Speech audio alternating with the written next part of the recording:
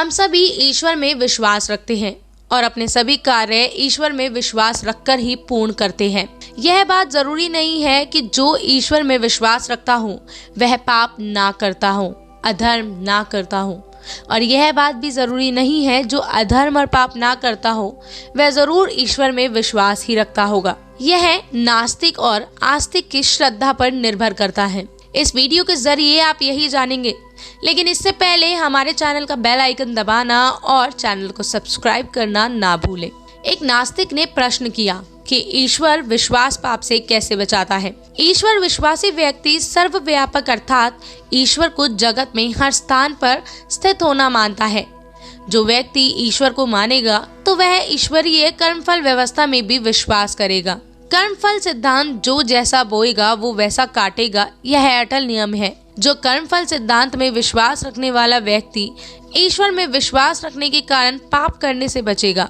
इसलिए ईश्वर में विश्वास से कोई भी व्यक्ति पाप कर्म से बचता है, बशर्ते वह ईश्वर को निराकार, सर्वशक्तिमान, न्यायकारी, दयालु, अजन्मा, अनंत, निर्विकार, अनादि, अनुपम, सर्वाधार, सर्वेश्वर, सर्वव्यापक, अजर, अभय, नित्य, पवित्र और सृष्टिकर्ता मानता है। आइए हम एक उदाहरण से समझते हैं। एक चोर अपने पड़ोसी के खेत में गेहूं चुराकर अपने घर लाता था।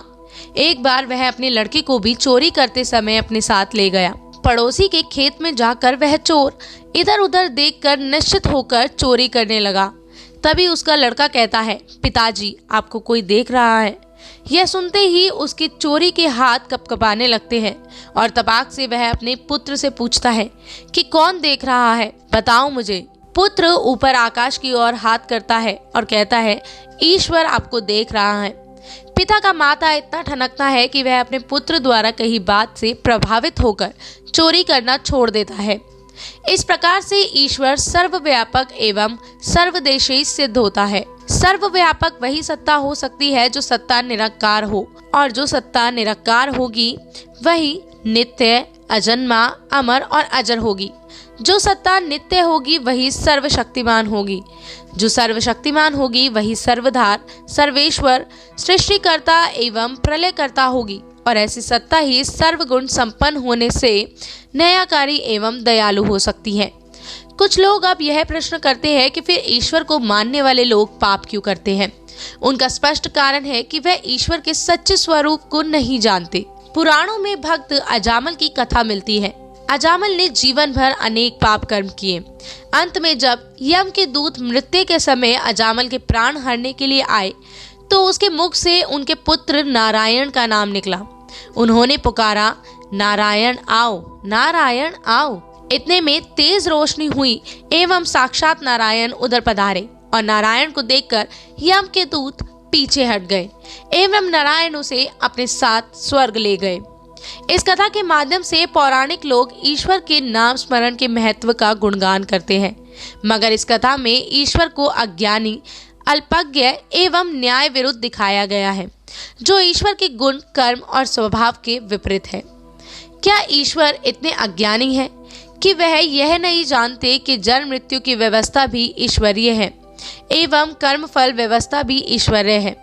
फिर ईश्वरीय गुण, कर्म, स्वभाव के विपरीत इस प्रकार की कथाओं से उत्पन्न हुई भ्रांतियों के कारण ही मनुष्य आस्तिक अर्थात ईश्वर विश्वासी होने के बाद भी पाप कर्म करता है।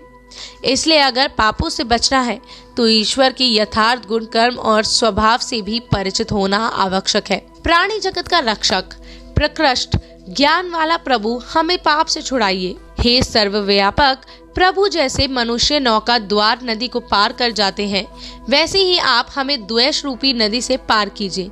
हमारा पाप हमसे पृथक होकर दग्ध हो जाए। हे ज्ञान स्वरूप परमेश्वर, हम विद्वान तेरे ही बन जाएं। हमारा पाप तेरी कृपा से सर्वथा नष्ट कर दे। हे मित्रों वरुणों अर्थात अध्यापकों, उपदेशकों, आपके नेतृत्व में अर्थात आपकी कृपा से गड्ढे की तरह गिरने वालों पापों से सर्वथा दूर हो जाऊं। हे ज्ञान स्वरूप प्रभु, आप हमें अज्ञान को दूर रखकर पाप को दूर करें। इसी प्रकार के शब्दों और वाणी से हम अपने पापों को दूर कर सकते हैं। इस प्रकार से ईश्वर के गुण, कर्म और स्वभाव से परिचित होकर ही व्यक्ति ही ईश्वर विश्वासी होने पर पापों से बच सकता है।